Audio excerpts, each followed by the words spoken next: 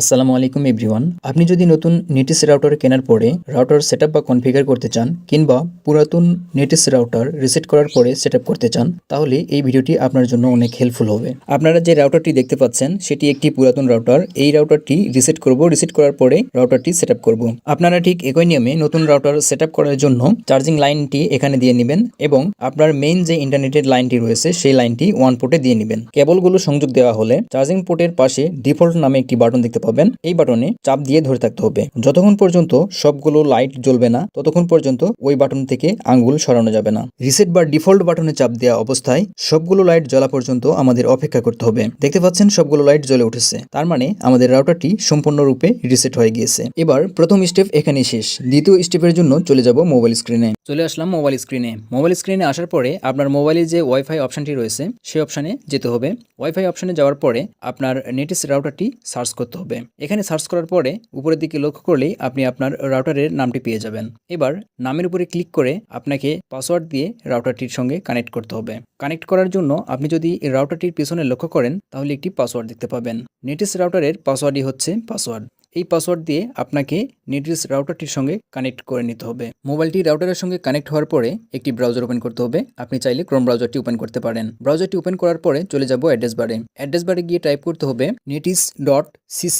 আমি বানানটি বলে দিচ্ছি, netis.cc, netis.cc। আপনাদের সুবিধার্থে সাইটটির লিঙ্ক ভিডিও ডেসক্রিপশনে দেওয়া থাকবে। ওকে, netis.cc লিখে সার্চ করার পরে আপনাদের সামনে নেটিস রাউটারের যে মূল ইন্টারফেস রয়েছে বা অ্যাডমিন প্যানেল রয়েছে সেটি আপনাদের সামনে শো করবে। এবার আপনাকে ইন্টারনেট কানেকশন টাইপ সিলেক্ট করতে হবে। আপনার ইন্টারনেট কানেকশন কি ধরনের, সেটা হতে পারে ডাইনামিক আইপি, স্ট্যাটিক আইপি অথবা TPP-oe। সাধারণত আমরা বেশিরভাগ ইউজার TPP-oe যে কানেকশন টাইপটি রয়েছে সেই কানেকশনটাই নিয়ে থাকি। আমারও ব্যক্তিগতভাবে TPP-oe এই কানেকশনটাই নেওয়া রয়েছে। সো TPP-oe এটার উপরে টিকমার্ক দিয়ে দিলাম। দেওয়ার পরে ইউজার নেম এবং পাসওয়ার্ড নামে একটি অপশন দেখতে পাবেন। এখানে আপনাকে ইউজার নেম দিতে হবে। এই ইউজার নেমটি আপনি কোথায় পাবেন? এই ইউজার নেমটি পাওয়ার জন্য আপনি যখন প্রথম ইন্টারনেট সংযোগ নিয়েছিলেন তখন আপনাকে আইএসপি থেকে একটি ইউজার নেম এবং পাসওয়ার্ড দেওয়া হয়েছিল।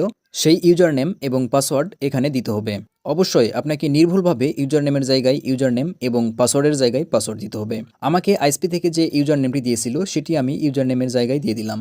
দেওয়ার পরে আইএসপি থেকে প্রদানকৃত যে পাসওয়ার্ডটি রয়েছে সেই পাসওয়ার্ডটি পাসওয়ার্ডের ঘরে দিয়ে দিচ্ছি। ওকে, আইএসপি থেকে প্রদানকৃত ইউজার নেম এবং পাসওয়ার্ড সঠিকভাবে দেওয়ার পরে নিচের দিকে যদি লক্ষ্য করেন ওয়্যারলেস সেটআপ নামে একটি অপশন রয়েছে। এখানে আসার পরে 2.4G SSID তে একটি নেটিস রাউটারের নাম দেখতে পাচ্ছেন।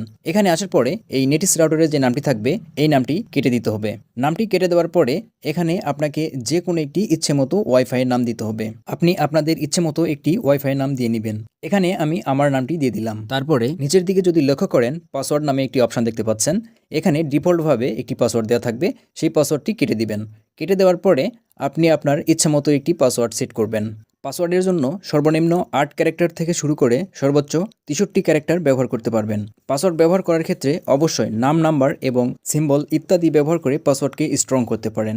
আমি দেখানোর জন্য 11 22 33 44 এই পাসওয়ার্ডটি ব্যবহার করলাম। পাসওয়ার্ড দেওয়ার পরে উপরের সবগুলো তথ্য একবার যাচাই করে নেবেন যে সব ইনফরমেশনগুলো সঠিকভাবে দিয়েছেন কিনা। যদি সবগুলো ঠিক থাকে তাহলে নিচের দিকে যদি লক্ষ্য করেন তাহলে সেভ নামে একটি অপশন দেখতে পাবেন। এবার আপনার কাজ হবে এই সেভ অপশনের উপরে ক্লিক করা। সেভ অপশনে ক্লিক করার কিছুক্ষণের মধ্যেই আমাদের রাউটারটি সেটআপ বা কনফিগার করা সম্পূর্ণ হবে। সেই সাথে আমাদের মোবাইলটি ওই রাউটার থেকে ডিসকানেক্ট হয়ে যাবে। মোবাইলটি রাউটার থেকে ডিসকানেক্ট হলে আবারও মোবাইলটি ওই রাউটারের সাথে সেটকৃত যে নতুন পাসওয়ার্ড রয়েছে সেই পাসওয়ার্ডটি দিয়ে কানেক্ট করে নিতে হবে। আবারও রাউটারের সঙ্গে মোবাইলটি কানেক্ট করার জন্য মোবাইলে যে ওয়াইফাই অপশনটি রয়েছে সেই অপশনে গিয়ে আমাদের রাউটারের নামটি খুঁজতে হবে। দেখতে পাচ্ছেন আমরা যে রাউটারের নামটি দিয়েছিলাম সেই নামটি কিন্তু উপরে শো করেছে।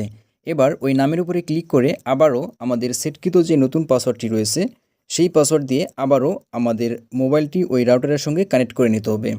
ওকে, আমরা পাসওয়ার্ড দিয়ে মোবাইলটি আবারও ওই রাউটারের সঙ্গে কানেক্ট করে নিলাম। নেওয়ার পরে আবারও যদি মোবাইলের ওয়াইফাই অপশনে যাই তাহলে দেখতে পাচ্ছেন আমাদের মোবাইলটি ওই রাউটারের সঙ্গে কানেক্ট হয়ে গেছে। এবার আমরা যে রাউটারটি সেটআপ বা কনফিগার করলাম সেই রাউটারটি আসলেই সেটআপ বা কনফিগার হয়েছে কিনা সেটা চেক করার জন্য চলে যাচ্ছি fast.com-এ, fast.com, fast.com। এটা লেখার পরে সার্চ করলেই আমরা আইএসপি থেকে যে এমবিপিএস নিয়েছিলাম সেই এমবিপিএসটাই আমাদের সামনে শো করতেছে। আজকের ভিডিও এ পর্যন্তই। ভিডিও সম্পর্কে কোনো প্রশ্ন থাকলে কমেন্ট করে জানাবেন। আর আপনি যদি এই চ্যানেলে নতুন দর্শক হয়ে থাকেন তাহলে অবশ্যই চ্যানেলটি সাবস্ক্রাইব করবেন।